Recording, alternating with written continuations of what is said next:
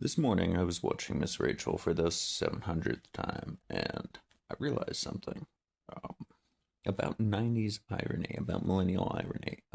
We all seem to be infected with it. And I realized that where it comes from. In the 70s, in the early 80s, there were one or two shows on PBS for children, a few others.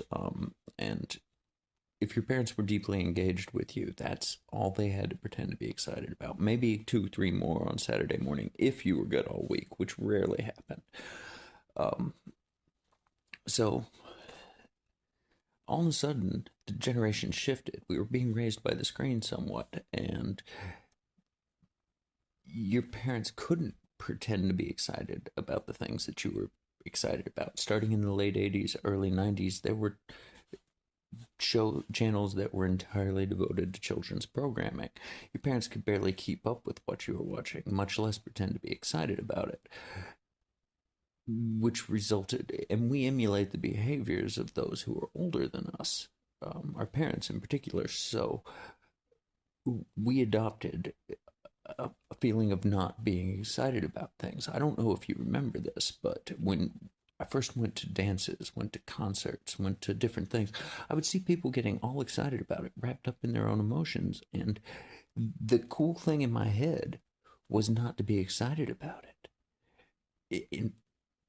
Honestly, to the point where I wasn't excited about it. To see other people be excited and then get caught up in that excitement was a lowering of my person, a type of mob mentality.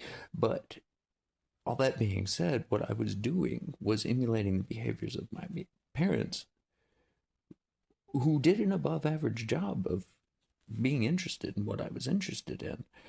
But there was just too much of it. And I had far less of it than most of my peers. And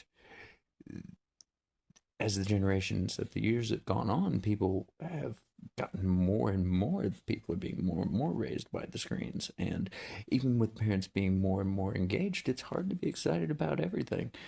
Um, we're all working on it, try and do our best.